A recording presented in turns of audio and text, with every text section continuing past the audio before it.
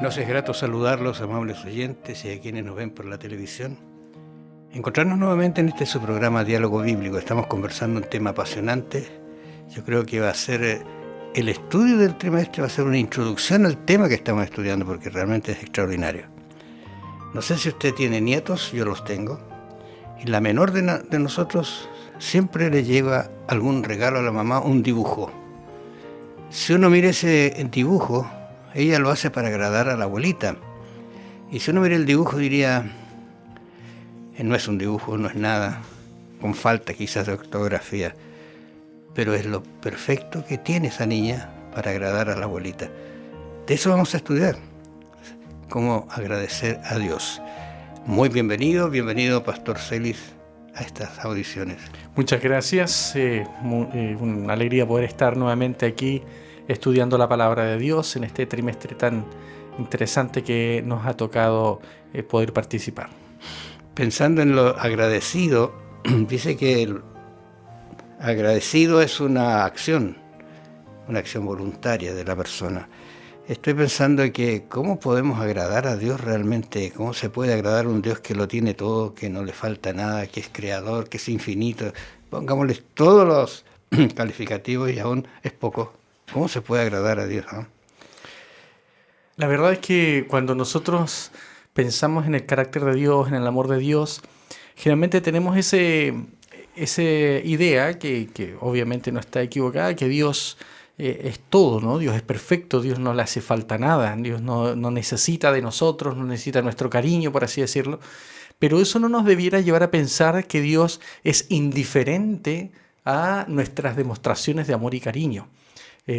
La lección de esta semana nos muestra que Dios se agrada, se deleita, le gusta el poder entrar en esas relaciones de pacto que hablábamos la semana pasada, en esas relaciones de amor recíprocas, bilaterales.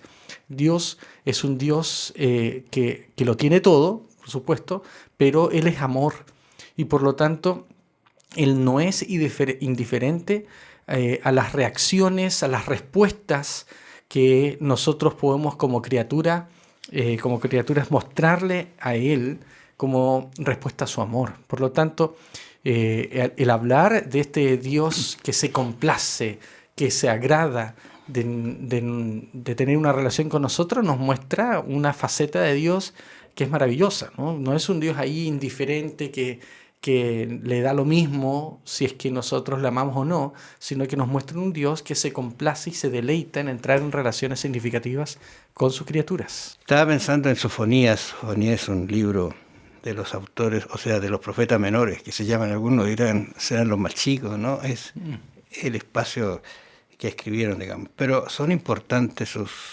aseveraciones.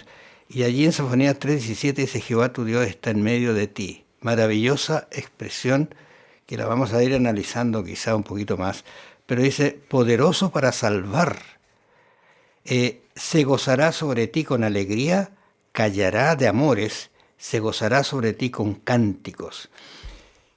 ¿Sabe? Estaba pensando que podría ser un tema, porque mira, dice, Jehová está en medio de ti. Eso ya es una expresión de entender qué es lo que significa eso. Me acuerdo de Éxodo 28, ¿no es cierto? Dice, y poderoso para salvar. O sea, si hay algo que tiene que hacer es poderoso y se alegra. Este es el concepto de un Dios que ha transmitido, nos ha enseñado y nos ha dicho cómo es Él en nuestro lenguaje. Y eso es hermoso, porque lo podemos entender. Claro, bueno, eso los teólogos le llaman un poquito de cómo Dios, digamos, se acomoda a nosotros.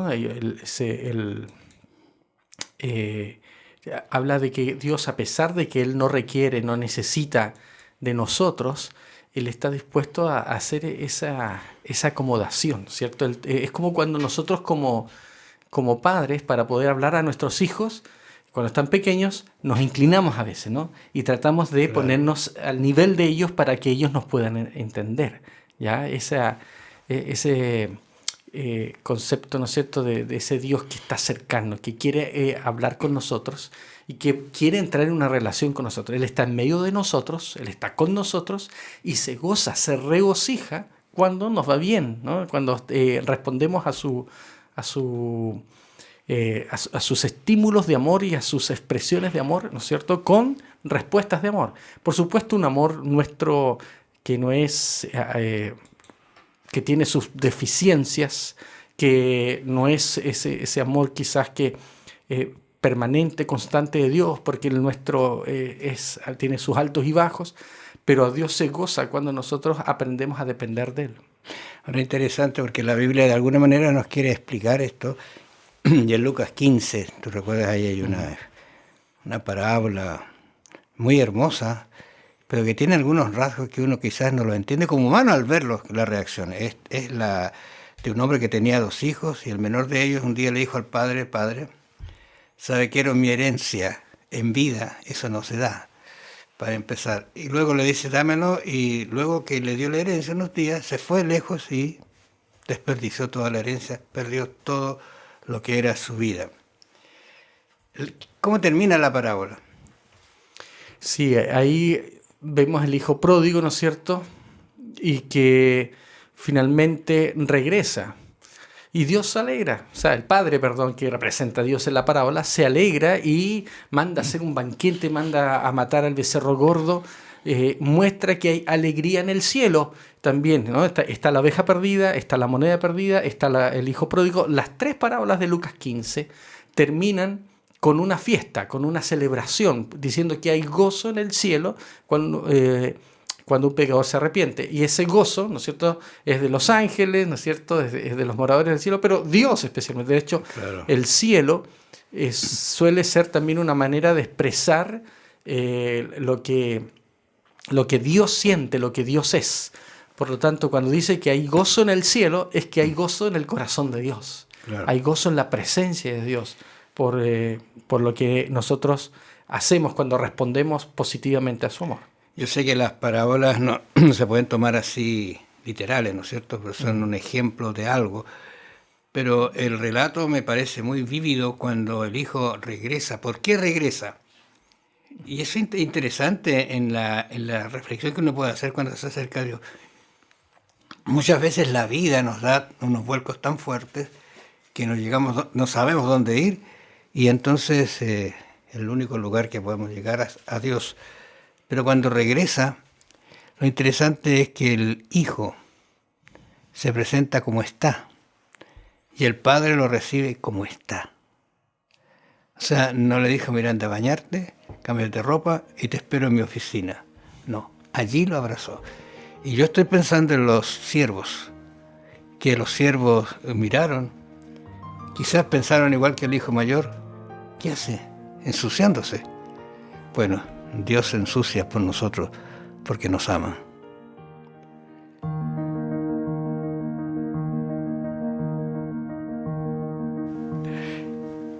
Miren, el libro de Sofonía, la verdad es que uno debería leerse el libro completo para pensar en los aspectos laterales que hay, pero se está presentando un Dios que tiene alegría, que tiene gozo, se regocija.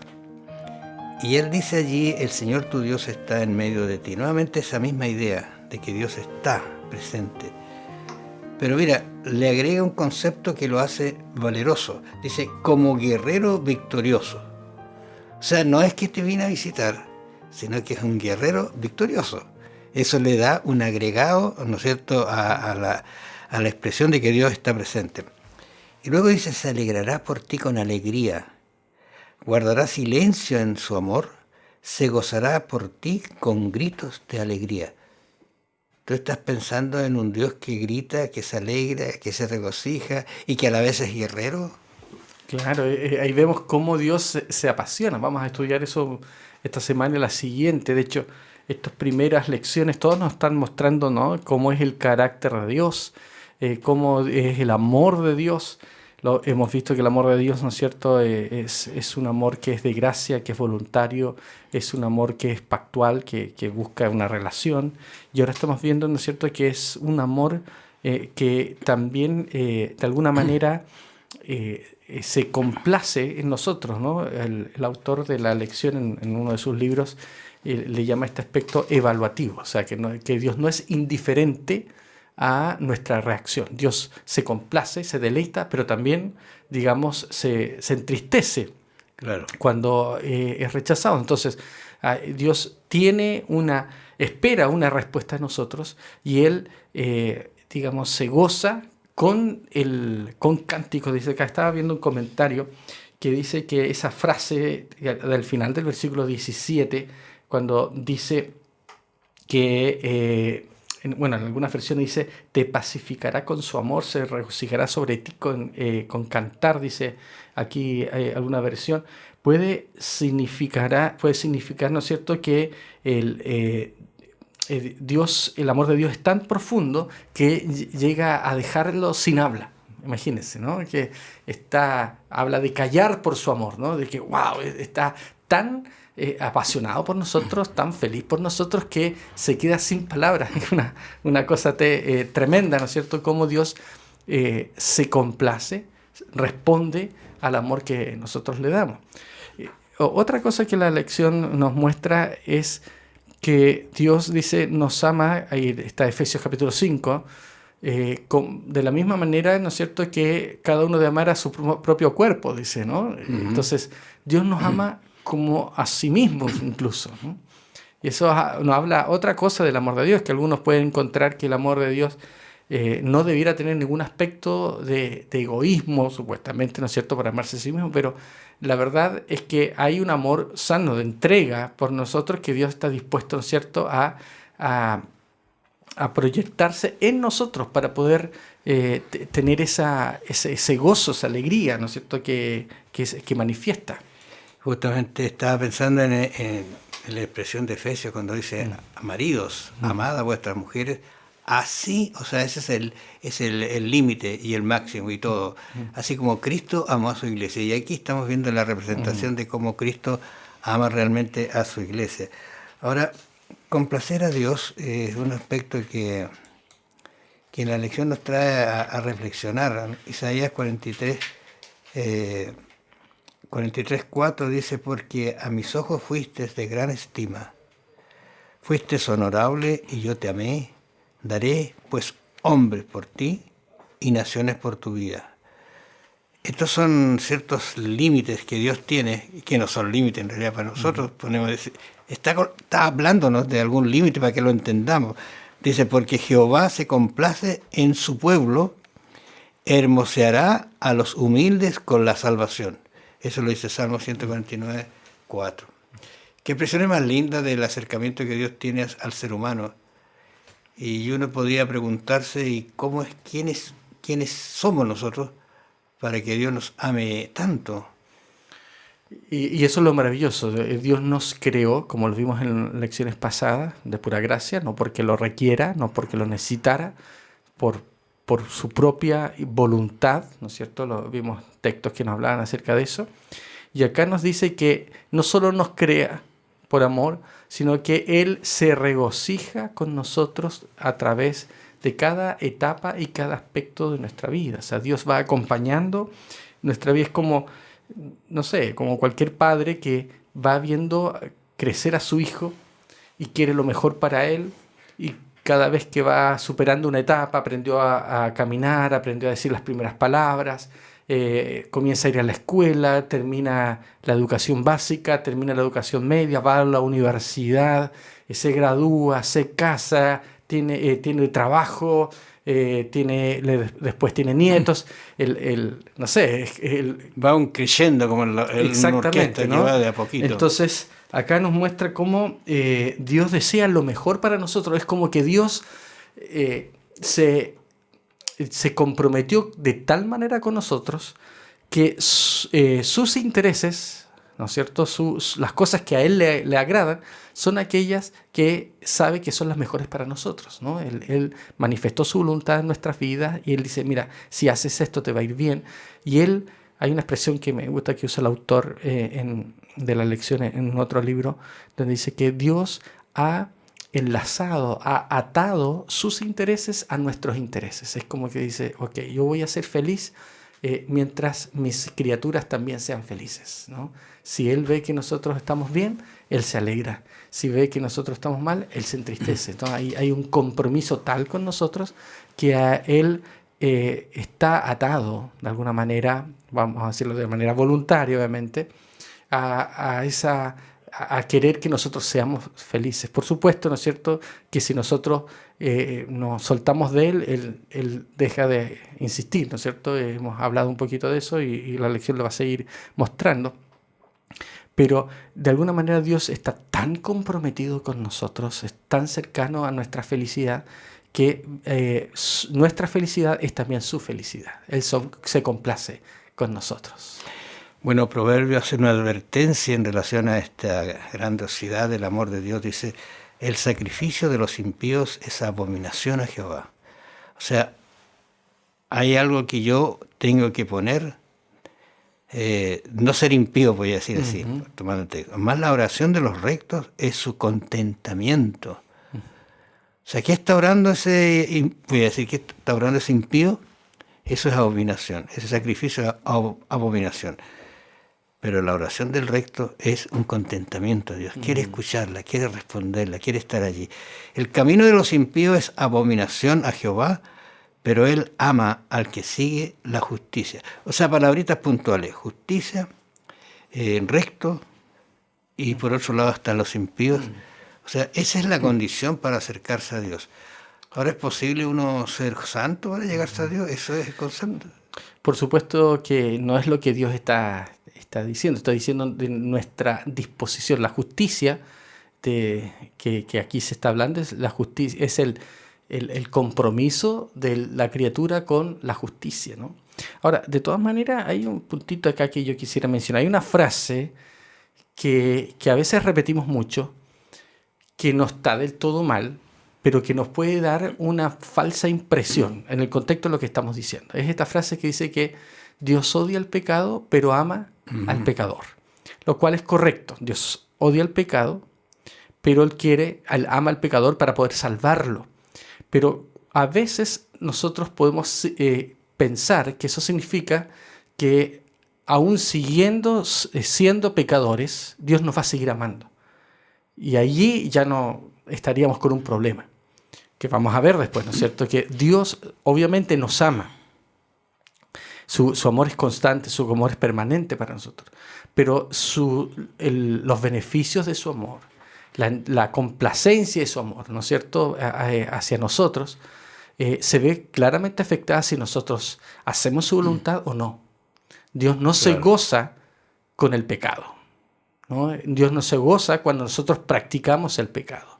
Entonces, en ese sentido, su amor se ve afectado no en el sentido de que ya, digamos, nos deja de amar, sino que Él no puede cumplir sus propósitos en nuestra vida, ¿no? Y por lo tanto significa una frustración en los planes de amor para Dios. Nosotros nos apartamos del amor de Dios y por lo tanto Dios no puede gozarse en nosotros. Es lo que también nos dice, así como Dios se complace en nosotros, pero también puede haber un decaimiento, ¿no?, de las bendiciones y de la compañía divina si nosotros comenzamos a rechazarlo. Por eso se nos invita a poder complacer a Dios a través de nuestra obediencia, a través de nuestras oraciones, a través de nuestra cercanía con Él. Y Dios se complace, se alegra cuando es así.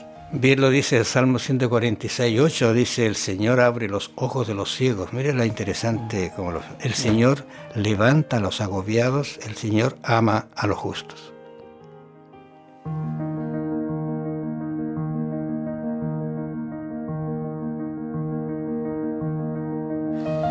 Estaba pensando en Romanos 8:1. Bueno, Romanos es un libro extraordinariamente hermoso. Yo creo que Pablo depositó toda su inteligencia en escribir y hablarle a este cuerpo de hermanos que él quería adoctrinar y mantenerlos bien. Romanos 8:1 dice, por tanto, ahora no hay ninguna condenación, mira, para los que están unidos a Cristo Jesús. Me recuerda a mí un texto de Pablo también que dice, con Cristo estoy juntamente crucificado. Y la otra palabra que él dice, ya no vivo yo, más vive Cristo en mí. Entonces estas son respuestas que de alguna manera reflejan que la persona puede llegar a ser como piedras vivas para dar el conocimiento, no porque lo tenga, sino porque nos hemos puesto en las manos de Dios. Dice en Romanos 5:8, mas Dios muestra su amor para con nosotros en que, siendo aún pecadores, Cristo murió por nosotros. Lo que el apóstol Pablo está queriendo destacar acá es que a pesar de que nosotros somos pecadores y no merecemos la gracia de Dios, Dios igual se fijó en nosotros, ¿no? Nos amó aún siendo pecadores, pero a través de Cristo nos coloca en una posición en la cual nosotros podemos complacerlo a Él, ¿no? Es un cambio de estatus, de ser pecadores, de estar desechados de la gloria de Dios en Cristo, ¿no? Por el amor de Dios a través del sacrificio de Jesucristo, nosotros somos colocados en un estatus donde Dios se complace en nosotros, donde estamos en paz con Él, ¿no? Antes de cualquier respuesta nuestra, Dios ya dio la oportunidad de Jesucristo. Antes de que incluso naciésemos nosotros, ¿no? Los que vivimos después de Cristo, el Señor ya había muerto por nuestros pecados. Por lo tanto, su amor ya estaba manifestado, ya estaba, digamos, había hecho una provisión antes de cualquier respuesta nuestra. Y a través de Jesucristo nosotros ahora tenemos la oportunidad de poder colocarnos en una posición en la cual estamos protegidos o estamos al alcance del amor de Dios. Y eso es lo interesante, ¿no? Ahora tenemos paz para con Dios. Y está ahí el texto que usted hacía alusión en 1 Pedro capítulo 2, versículos 4 al 6, que dice que acercándonos a Él, piedra viva, desechada ciertamente por los hombres, mas para Dios escogida y preciosa, vosotros también como piedras vivas sed edificados como casa espiritual y sacerdocio santo para ofrecer sacrificios espirituales aceptables a Dios por medio de Jesucristo, por lo cual también contiene la Escritura, y aquí pongo en Sion la principal piedra del ángulo, escogida, preciosa, y el que creyere en Él no será avergonzado. Note que a Jesucristo lo presenta como la piedra angular, ¿no? La piedra principal. Y nosotros somos piedras que en la medida que nosotros estamos en Él, nosotros somos edificados como casa espiritual y llegamos a estar seguros y firmes bajo esa piedra angular que es Cristo. Y si nosotros estamos como piedras vivas, si nosotros nos acercamos a Él y nos adjuntamos a lo que Él ha hecho por nosotros, dice que no seremos avergonzados. O sea, gracias a Jesucristo, gracias a que nosotros respondemos a la gracia dada por Cristo y somos parte, nos hacemos parte de la invitación que Cristo nos hace, podemos nosotros estar en una posición delante de Dios en la cual Él se agrada, se complace. Y allí, ¿no es cierto?, la lección lo relaciona con Hebreos capítulo 11, versículo 6, donde dice que sin fe es imposible agradar a Dios. Por lo tanto, que cuando nosotros respondemos a la gracia de Dios, nuevamente este elemento, cuando nosotros aceptamos, tenemos fe en Cristo, entonces ahí agradamos a Dios. Sin esa respuesta, ya no agradamos a Dios. Por eso lo que decía yo recién, que Dios ama al pecador, sí, en el sentido de que Él ofrece salvación, pero no se complace en que sigamos siendo pecadores. Él espera que nosotros respondamos a su gracia, respondamos a lo que Él nos ofrece, a su amor, al sacrificio de Jesucristo, manifestemos fe, y con esa fe podemos agradar a Dios. Estaba pensando cuando Pablo comienza su carta de Romanos, dice, yo no me avergüenzo del Evangelio. Y uno cuando analiza ese concepto dice, ¿por qué se va a avergonzar? Cuidado, tenía mucho por avergonzarse, primero por lo que él había sido antes, pero por lo que Dios era.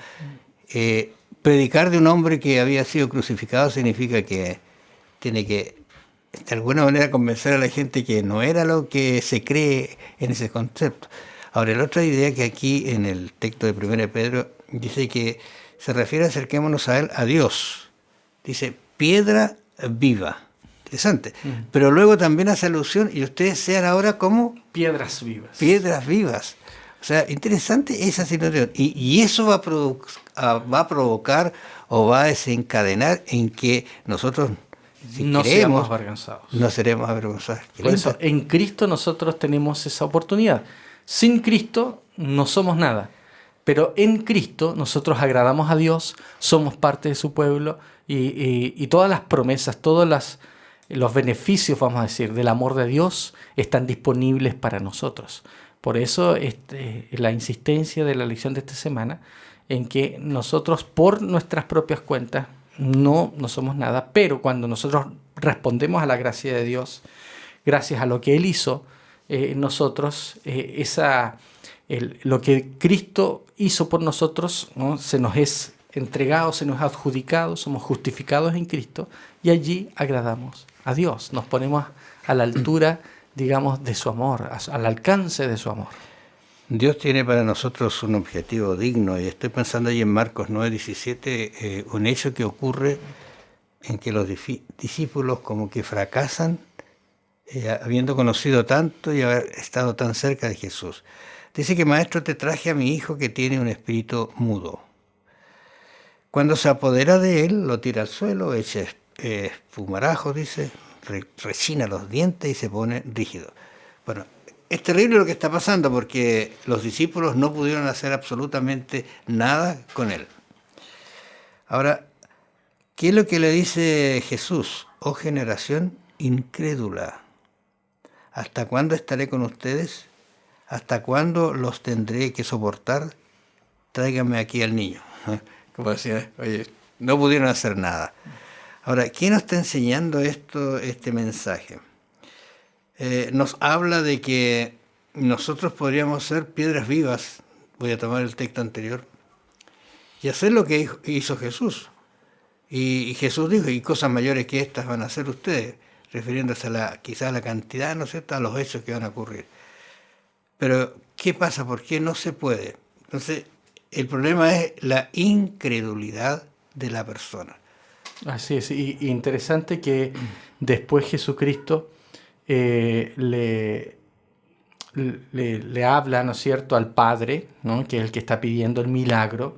Jesús dice, el versículo 21, Jesús preguntó al Padre: ¿cuánto tiempo hace que esto sucede? Y él dijo: desde niño, y muchas veces le echan al fuego y en el agua para matarle, pero si puedes hacer algo, ten misericordia de nosotros y ayúdanos. Entonces dice: si puedes hacer algo, y se muestra su incredulidad, si es que puedes, hasta como poniéndolo en duda.